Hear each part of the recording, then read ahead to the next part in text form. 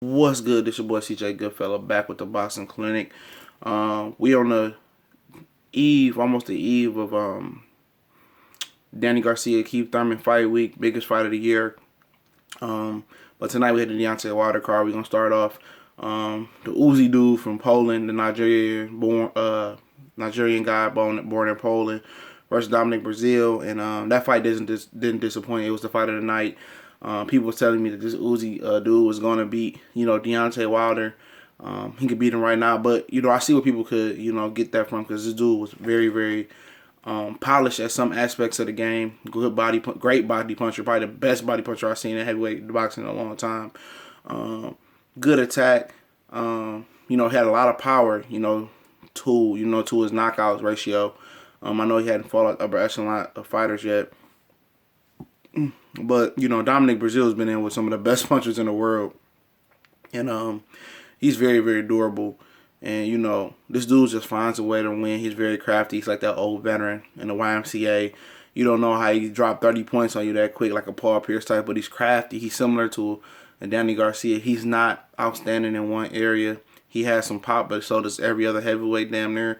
But he has a great chin, and he's resilient. He finds a way to win.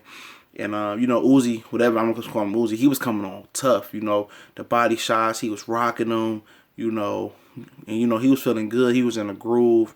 And Brazil landed a big right hand, I think, put him down. Then he recouped at the end of the round, took a kidney shot. I didn't like that, but I think it was a mistake. He recovered from the kidney shot as well. Came back, and Brazil just clipped him again. He couldn't recover, knocked him out the ring. I think he definitely will be back, Uzi. Dominick Brazil, the world is his. I think, with some more polish and dropping about 10 to 15 pounds, even though Uzi looked like he was in a better shape, Brazil actually was. He was 263. His debut was 218. I think he dropped about 10, 15, 20 pounds. And they let him develop and polish his skills a little bit more. I think he could be a world champion. He could be the Fury or a Joseph Parker, because neither one of them has impressed me that much. But as far as the fight, it was a great fight. I think Uzi would be back if he didn't get damaged that bad, where he wouldn't be back. Tony Harrison versus Jarrett Hurd. Harrison, like I said, if Hurd can survive the onslaught early, he would clip him late, and that's exactly what happened. It just happened in a different way. Hurd took a different approach. He boxed off the back foot and moved, and when a dude does a lot of movement and you're not in top shape, your legs are not together, your core is not together, it's a good chance that you can gas out. And that's exactly what happened when he fought Willie Nelson. I said he gassed out because he let the kitchen sink. He was so aggressive, knowing that Willie Nelson didn't have a chin, that Willie Nelson survived the onslaught. And that's what happened. He survived, and he dished it out, and he couldn't take it because he was tired, and he probably has a little weak chin. But I don't think the chin is totally the problem. I think it's the stamina. That's what Hurd did. Hurd rolled the punches, like I told you, with his feet. He's more of a plotter. He doesn't have the greatest feet in the world, but he had good upper body movement. He rolled, made the adjustment, walked Harrison down towards the end of the fight. It knocked him out with a clean shot. He does have to work on cutting the ring off. If you're going to fight Lara Andrade, Lara and Jermell Charlo, cutting the ring off is imperative. He needs a couple more fights and get some experience. It's not over for him. He faced adversity and he passed adversity, and that's one of the steps to being a legit world champion, is being able to face and pass adversity. So congrats to him, and hope he continues to get better. He has the size, he has the power, he has the skill. It's just, honing in on cutting the ring off and dealing with slick boxers and getting his feet together. Like Virgil Hunter said, you don't have to have the quickest feet to be able to cut the ring off and be efficient in that ring.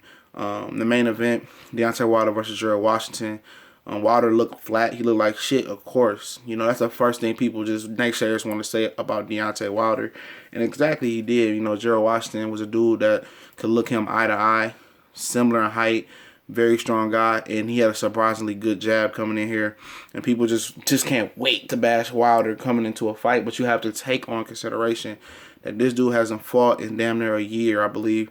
Last time out was Chris Arreola. Yeah, that long. He had a bicep injury in that fight, and a hand injury, back-to-back rounds in the Chris Arreola fight, and still dominated and won the fight. Probably couldn't do boxing activities for a while, so yes, it's understandable that he's flat. It's no excuse making. He's probably not been off of boxing activities that long since, he started boxing, so it's understandable. You know, you're not going to just go out there and blow everybody away. You know, it is what it is with him.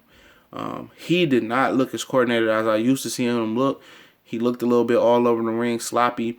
But, you know, he found his groove. You know, once you have the equalizer that he has with power, it was over with. Physical strength, you know, Washington was pushing him back with the jab. He just looked tentative. He didn't look like sure about what he wanted to do. And so did Vladimir Klitschko versus Tyson Fury. When he finally fought somebody he had to look up to or look dead in the eye with, it's different. You could spar a million rounds with a guy that's the same height as you, but it's not the same as fighting in a real fight. And, you know, Wilder turned it on. He has the equalizer, hit him with the shot. He's a great finisher. You know, hopefully, you know, he knocks some rust out. He won a few rounds. I'd like to see him go a couple more rounds.